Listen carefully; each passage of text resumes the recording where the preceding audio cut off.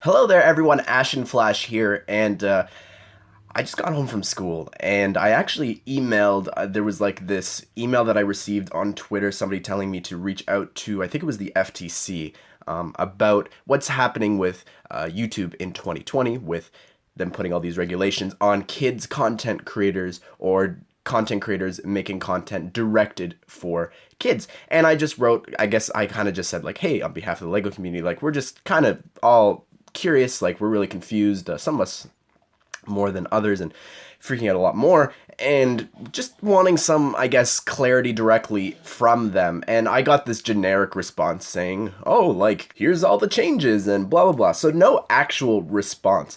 But then today I got an email from them saying, with the title YouTube channel owners, is your content directed to children? And it gives me a link to this full article that they just released from the FTC themselves today.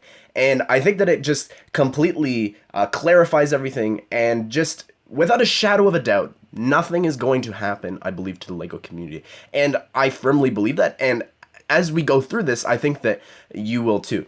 Just to recap, in case you're new to the whole thing, starting in January, we actually have to decide whether or not our channels are for kids or not for kids. And depending on if they are for kids, then that means that you won't be able to comment on videos, you will lose your community tab, you'll lose notification bell, a bunch of other YouTube features that I think are pretty essential in terms of at least what I use in my day-to-day stuff. And I love being able to communicate with you guys. And you see that at the end of every video, I try my best to do this call to action and to say, hey, like, I really like these sets. What do you guys think of them? Are you guys wanting to pick them up? Blah, blah. So I think that that's an important part of, I think, not just me being a content creator and recording these videos every single day, but I think that it really unites us, between me, the content creator, and you guys as the viewer. I think it's really important that I do have this sense of connection with you guys through the comment section. I try my best to read them all and to comment back or have discussions and debates. It's fun. It's a great way for me to get to know you guys. And then when I stream on the Ashnflash Extra channel, it's even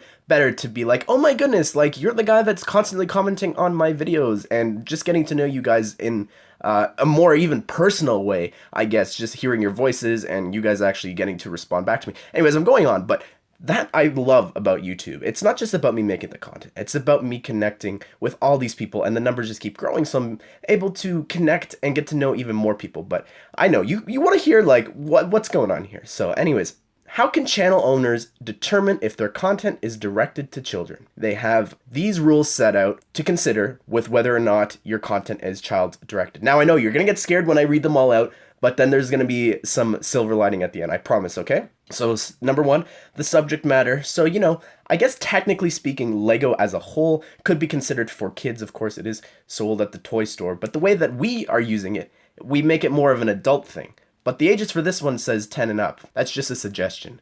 They have to put that on there. But anyways, see, so like, it's not just a kids thing. It's for everyone. And we're going to get to that in a second, but the visual content. So I guess in terms of, like, you heard a lot of people saying if your thumbnails are for kids, like, come click here or new. And I don't know. I feel like that kind of stuff always just, you're trying to, when you're making a thumbnail, you want it to appeal to anyone, not just a specific target audience. At least in my opinion, when I'm making my thumbnails, I keep all my thumbnails in the same sort of style so that it feels all kind of connected, and it's kind of my own thing, like with the red banner and me being at the bottom left with the little red tab and everything. And Justin's thing is, of course, with the impact font and putting something at the end, putting something on the thumbnail like words and stuff like that, and having the figures in the left and having them bigger and blah blah blah. And then of course, even I guess just the way that you title your videos as well.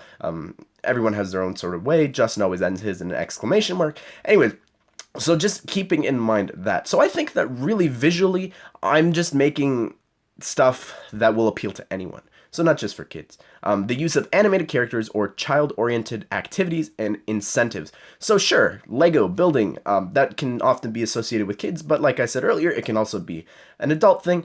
And we don't really use animated characters. I guess we do, at least, I guess with my digital art, technically, that could be, but it's not, I don't know. I don't know the specifics of what that exactly means, but the kind of music or other audio that you put in it. So in my mind, when I think of kids content, it's like a sing-along or something. Like if I did a sing-along right now with you guys and I had words pop up. No, I'm not going to do that. But, that sort of thing where I'm teaching you guys different, like, words or the alphabet or educational stuff, and just like, you know, that sort of stuff is what I'm reading from that. Again, none of this will matter in a second, and you'll understand why. The age of the models, so I think of EvanTube, and a really good example is that his Stranger Things set review is actually on the YouTube Kids app. I downloaded the app to see what kind of content was on there. None of mine was there, and also none of my content has been flagged by YouTube as directed towards kids. But anyways, the reason I mention this is he is a child model, and he has been on the screen for a really long time of him reviewing all these toys. So when a kid is reviewing the Stranger Things set, even though it is 16 and up, it is, I guess, considered kids content because he is reviewing it. The presence of child celebrities or celebrities who appeal to children. No. The language or other characteristics of the site. So I think that this really represents just, I think, the overall tone of your videos, and I guess the maturity of it is what I'm getting from this, in terms of not just the language in terms of sophistication and the words that you use, like maybe they are really fancy or different things like that, but I also think that this does apply to swearing, and that's something that I'm really firm on. Like, I'm never going to swear on the channel or anything like that.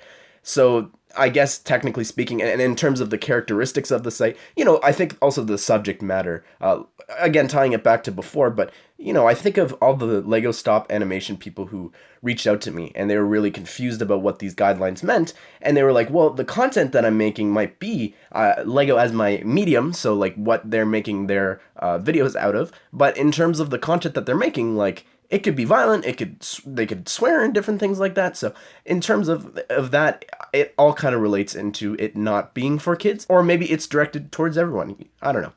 But whether or not advertising that promotes or appears on the site is directed towards children. Now, I can't control that. Like, in terms of the ads, I guess you can control the ads that you allow to be put on your videos. But yeah, that's really complicated, and I'm not sure how easy that is to enforce or to monitor in terms of, oh, like, Mattel just wanted to advertise on my video or something like that. And I've had people in the past saying that they get Lego ads, and if I'm doing a movie, like when I'm going to release the Frozen CMF series on Sunday, I'm sure that I'll get Frozen ads actually playing on that. So I don't know. Anyways, competent and reliable empirical evidence about the age of the audience. Now, we know this simply because of our analytics. I don't think that I can show you the analytics, but majority of the actual people that are watching my videos aren't under the age of 13. So I'm not too worried about that. I'm going to just skip down to the bottom part. If your videos are traditionally about adult activities, like employment, finances, politics, home ownership, home improvement, blah, blah, you're probably not covered by COPPA, so which means that your content isn't for kids, unless your content is geared towards kids.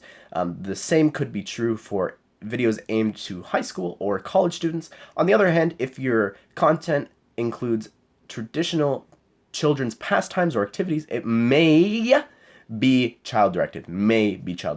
Again, I know I haven't even gotten to the best part yet. For the stop-motion animated people, specifically for the brick filmers, just because your video has bright colors or animated characters doesn't mean you're automatically covered by COPPA, which means that you don't fall under the content for kids. While many animated shows are directed to kids, the FTC recognizes that there are animated programming that appeals to who? Everyone. So not just that your content is appealing towards a specific demographic, it appeals to people of all ages. I think I'm saving the best for last here, so in case that you've been following this is actually before, I thought it was down below, but anyways, under COPPA, there is no one-size-fits-all answer about what makes a site or a YouTube channel directed towards children. But we can offer some guidance.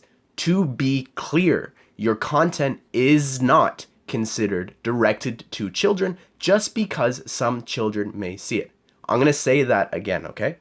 To be clear, your content isn't considered directed towards children just because some children may be seeing it. However, if your intended audience is for people under the age of 13, you do fall under COPPA and you have to honor the rules requirements. So what does that mean?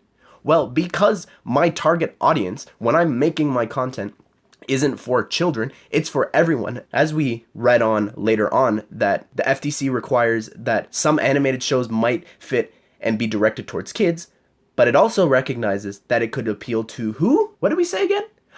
everyone. So if your content is directed towards kids, which I guess Lego is, and it falls under that. I've always had in my mind that people that I'm directing my videos towards is people of the age of 13 and up, simply because those are the people who legally, who are on YouTube and have the ability to comment and everything. So again, if your content is directed to people of all ages, you're safe. That's the moral of the story. And if you want to think differently, that's fine. That's on you. This is how I feel. My channel has been marked as not for kids. And I hope that this doesn't scare you. And let's just hang on. Before we wrap things up, I think it's very important to mention something, because Jang really put the fear of God into a lot of people with the $42,000 fine that you will receive per video. Okay, let me just quickly go ahead and go through this here.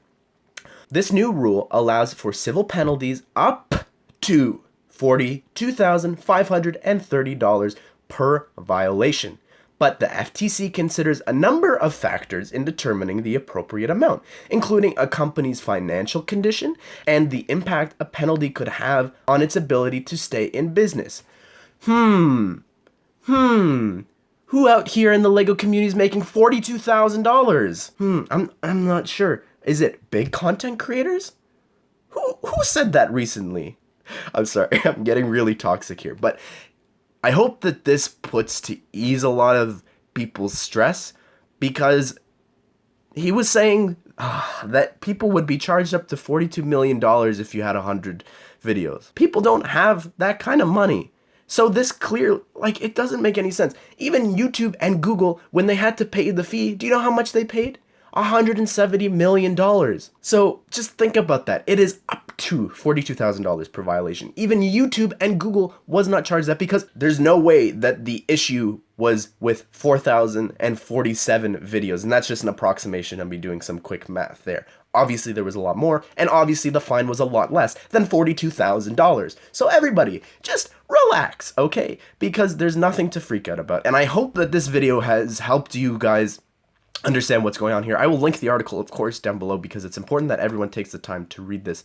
And again, I don't want to come across as attacking Jang or anything, but I just think that in someone with such power or popularity and influence, I think that it's really important that you are careful of how you phrase your videos. And the way that the way that I at least walked away from that video was a lot of people, at least the day of and the day after, and I'm still getting comments, people were genuinely frightened, okay? That makes me so sad, right? That's not what we're here on YouTube to be. We're not here to be sad and scared. It's just, I really think that just the way that he went about it made me really sad, because I had to reassure a lot of people and just assure them. And now I have something to back me up even further with some of the things that I have been saying recently. And again, I've been trying to end this video like 3 times now, but I hope that you did enjoy this video, and please share this with other people so that they too aren't afraid anymore, because it's really important that we don't lose the Lego community. And there was a lot of talk of people deleting their channels and different things like that, and there's no need for that.